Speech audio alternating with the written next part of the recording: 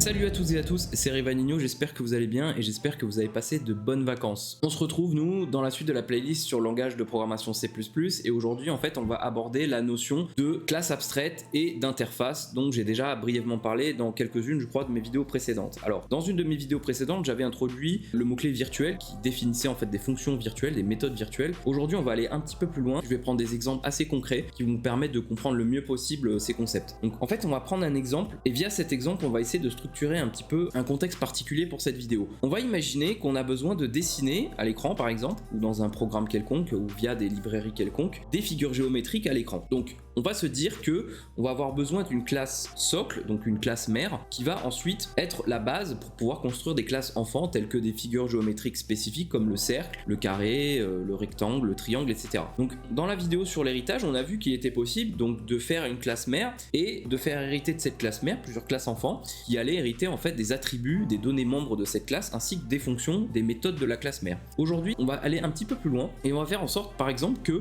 on ait une classe qu'on va appeler par exemple soit figure géo, soit shape, on va l'appeler shape pour une histoire de simplicité, et on va faire en sorte en fait que cette classe, déjà elle soit pas instanciable. On veut pas pouvoir instancier une classe où on n'a pas d'informations véritables, on n'a pas vraiment de contexte spécifique pour pouvoir dessiner un objet géométrique à l'écran. On est d'accord que si vous demandez à quelqu'un de dessiner une figure géométrique, la personne elle va vous demander ok, qu'est-ce que tu veux que je dessine? Une figure géométrique c'est trop vague, j'ai besoin de savoir si c'est un cercle, un triangle, un rectangle, etc.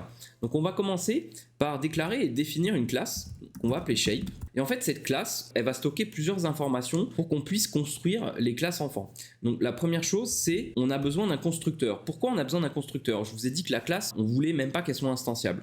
En fait c'est parce que je vous rappelle que dans une classe enfant, lorsqu'on appelle un constructeur, le constructeur de la classe enfant se doit d'appeler le constructeur de la classe parent pour initialiser ses données membres qui sont par exemple protected. Donc ce qu'on va faire c'est qu'on va faire float x, float y, donc ça va être pour la position, et ici tout simplement, bon j'ai oublié de faire ceci, donc protected, on veut que les données soient protected, on veut pas que les données soient private, parce que si elles sont private ça veut dire que les classes enfants n'y auront pas accès, donc elles pourront même pas appeler le constructeur. Donc ici float x virgule y, donc ici on veut que x évidemment soit égal à x et que y soit égal à y, comme ceci. Maintenant, on a besoin d'autre chose. Et c'est là que je vais introduire ce qu'on appelle les méthodes virtuelles pures, ou les fonctions virtuelles pures si vous voulez. Je dis méthode parce que ce sont des fonctions à l'intérieur d'une classe. On veut implémenter une méthode virtuelle, mais on veut pas simplement une méthode virtuelle. On veut une méthode virtuelle qu'on ne puisse pas appeler depuis un objet de type shape. Donc de toute façon, on ne pourra pas instancier d'objet de type shape, mais en fait, on veut encore plus de restrictions, on veut encore plus de contraintes, dans le sens où on veut en fait que cette méthode, ce soit une méthode que les enfants, que les classes enfants soient obligés d'implémenter. Et pour ce faire, on va déclarer ce qu'on appelle une méthode virtuelle pure. Je vais vous montrer. Donc c'est une méthode par exemple qui va dessiner l'objet à l'écran, donc on va l'appeler draw, on ne prend pas de paramètres. Et ici, on va rajouter le mot-clé const, parce que évidemment ça c'est encore un autre sujet, mais on veut que cette fonction draw, elle ne modifie pas les données membres de l'objet, on veut simplement qu'elle dessine quelque chose, donc c'est de la lecture finalement de données. Et ici on va faire égal 0. Alors égal 0, c'est pour préciser que notre méthode virtuelle, elle est maintenant pure. C'est-à-dire que le compilateur en voyant ça, il va se dire d'accord, cette méthode, elle est virtuelle et elle est pure. Les classes qui vont hériter de la classe shape vont devoir obligatoirement implémenter une définition, donc une implémentation pour cette méthode draw. Si c'est pas le cas, en fait, le programme il compilera même pas. Vous verrez plus tard, je vais vous montrer un exemple quand on aura défini et déclaré nos classes enfants. Donc maintenant ici, en fait c'est fini. La classe shape, elle est terminée. On va pouvoir passer à une des classes enfants. On va déclarer et implémenter 2 classes, on va pas en implémenter non plus 40. 2 ça suffira pour vous montrer un exemple un peu pratique. Donc on va faire la classe cercle pour commencer par exemple, qui va hériter de la classe shape. Ici, on va avoir besoin d'un constructeur. Donc le constructeur, on va... Bon, déjà, à chaque fois j'oublie, on va faire protected.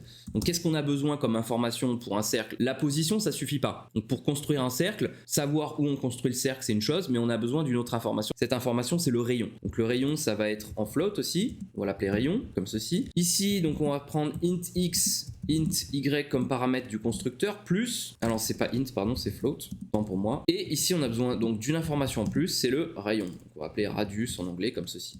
Donc ici, rappelez-vous comment est-ce qu'on appelle le constructeur d'une classe enfant, eh bien on est obligé d'appeler le constructeur de la classe parent. Et c'est pour ça en fait que j'ai implémenté un constructeur aussi dans la classe abstraite, la classe mère. On veut pas qu'elle soit instanciée, mais on a quand même besoin d'implémenter un constructeur parce qu'on a besoin de spécifier les paramètres x et y pour appeler en fait le constructeur de la classe parent dans la classe enfant. Donc ici shape et on passe donc x, y.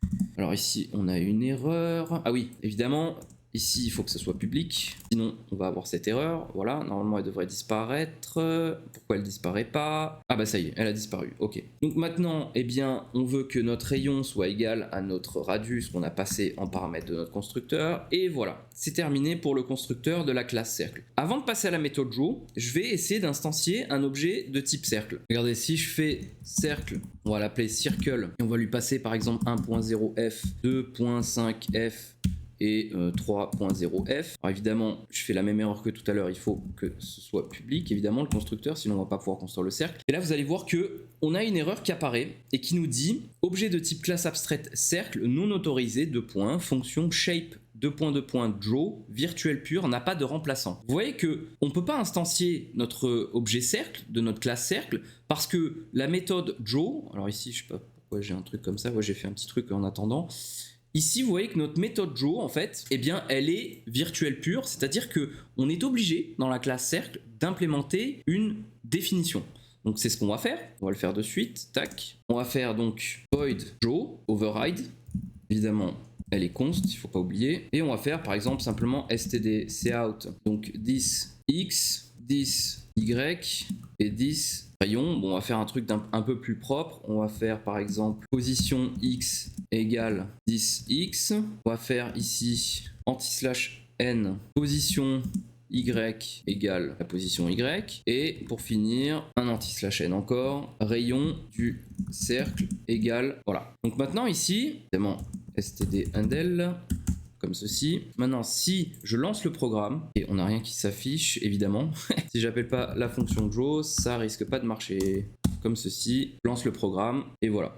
Donc position x égale 1, position y égale 2,5 et rayon du cercle égale 3. Donc on a le résultat qu'on attendait. Donc juste pour résumer ce qu'on a fait, n'oubliez pas déjà, quand vous faites un override d'une fonction virtuelle, n'oubliez pas de prendre toutes ses propriétés. Donc là on a rajouté le mot-clé const, il ne faut pas l'oublier, parce que si on l'oublie en fait ça va nous renvoyer une erreur. Cette erreur, une fonction membre déclarée avec le modificateur override ne remplace pas un membre de la classe de base. Donc en fait là ça veut dire que si on met pas le mot-clé const, en fait le compilateur va comprendre que cette fonction Draw ce n'est pas la même que celle-là et que du coup on essaie de la remplacer. Donc c'est pas ce qu'on veut faire, on veut simplement utiliser la même et l'implémenter pour notre classe à nous. Voilà, donc ici on a donc notre classe abstract shape, on a notre classe physique entre guillemets cercle, on va faire une deuxième classe qui va être par exemple une classe carré, on va l'appeler carré, on va pas mettre d'accent parce qu'il aime pas trop, donc elle hérite évidemment de shape, on va l'appeler carré, le constructeur, et ici en fait, donc c'est pas un rayon dont on a besoin dans les données membres, c'est plutôt un côté, donc la taille du côté, et ici en fait on va mettre côté comme ça, voilà, ici on va mettre côté, et ici on va mettre côté. Ici, ce qu'on va changer dans la fonction Draw, c'est uniquement le rayon qu'on va remplacer. On va mettre longueur côté du carré. Et maintenant, si je remplace mon cercle par un carré, ici, on va appeler square. Si je lance mon programme, on a une petite erreur. Le carré n'a pas de membre rayon. Que on a un problème de rayon là. Ah oui, autant pour moi. Donc c'est côté ici. Voilà. Là c'est pas un float, c'est un float. Ok. Donc là, si on relance le programme, voilà, donc on a position x de notre carré, c'est 1, position y de notre carré, c'est 2,5, longueur du côté du carré, c'est 3. Voilà, donc on aurait pu rajouter par exemple 3 cm ou 3 pixels, bon, peu importe. Voilà pour les classes abstraites et les classes qui héritent de classes abstraites. Maintenant, on va faire autre chose. On va implémenter une interface. Alors, pour implémenter une interface, on va faire quelques modifications. On va déclarer une autre classe qu'on va appeler par exemple drawable.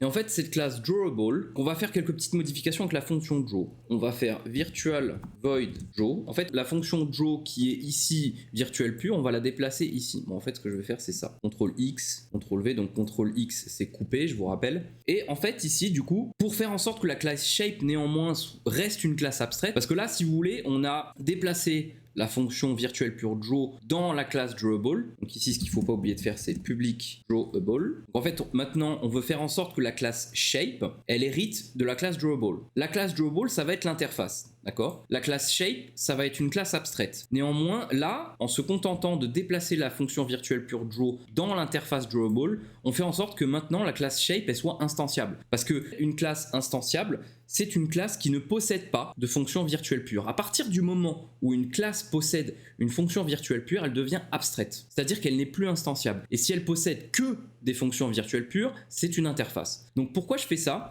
En quelque sorte, on implémente une sorte de hiérarchie sécurisée où une classe shape se doit d'être de type drawable, se doit d'hériter d'une classe parent de type interface qui est un objet qu'on peut dessiner à l'écran. Donc c'est pas obligatoire de faire ça. Vous pouvez très bien partir sur une structure pour dessiner des objets à partir d'une classe abstraite. Là, je prends l'exemple d'une classe abstraite qui hérite d'une classe de type interface pour vous montrer en fait comment fonctionnent les interfaces, les classes abstraites, etc. Donc en fait ici maintenant je pourrais instancier un objet de type shape. Donc là je vais pas pouvoir parce qu'il faut que je redéfinisse la fonction draw, mais dans l'état en fait, dans l'absolu, la classe shape maintenant elle est plus abstraite. Elle est plus abstraite parce qu'elle n'a plus de fonction virtuelle pure. Donc ce que je vais faire, c'est que je vais quand même implémenter une définition pour la fonction draw dans la classe shape et je vais simplement faire std_cout. Ceci est une forme non définie par exemple.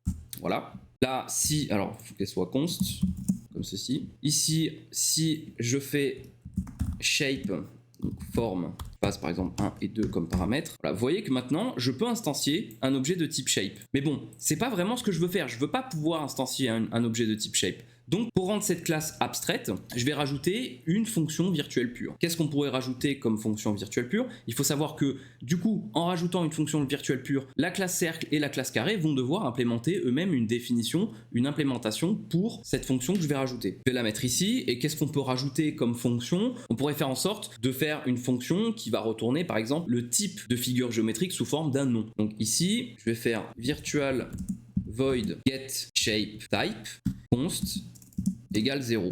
Et donc ici, du coup, dans le cercle, je vais devoir implémenter une définition pour cette fonction-là. Je vais faire void get, alors comment elle s'appelle cette fonction? Get shape name const, on va reprendre tout ça. Et ici, on va faire std_cout, je suis un cercle, par exemple. On va juste faire un copier-coller de ceci et on va le mettre là. Et là, on va mettre je suis un carré. Voilà. Donc maintenant ici, on va reprendre notre objet de type square et on va appeler getShapeType.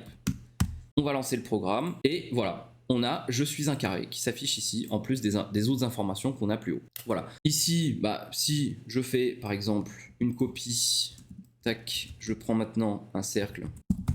Je vais appeler circle, je me casse pas la tête pour les noms. Donc là on va changer un peu quelques informations, on va mettre 3 ici, là on va mettre 2.7, là on va mettre 4, là on va faire circle.draw et ici on va mettre circle.getShapeType. Si je lance mon programme, alors attendez, je vais juste mettre un petit espace ici, faire un std_cout std_handle comme ceci, ça vous pouvez le faire en fait, saute une ligne en fait si vous voulez, vous allez voir. Voilà, donc ici on a bien une séparation par un espace de nos deux objets, enfin des informations de nos deux objets. Donc la position x égale 1, y égale 2, 5, longueur du côté du carré égale 3, et ensuite l'appel de la fonction donc qui s'appelle getShapeType qui nous affiche je suis un carré, et ensuite on a le cercle et à la fin on voit bien rayon du cercle égale 4 et je suis un cercle qui s'affiche. Donc voilà un petit peu pour les notions d'interface, les notions de classe abstraite. Donc ça peut être super utile par exemple si vous implémentez un jeu où il va y avoir par exemple un personnage, le personnage il va peut-être hériter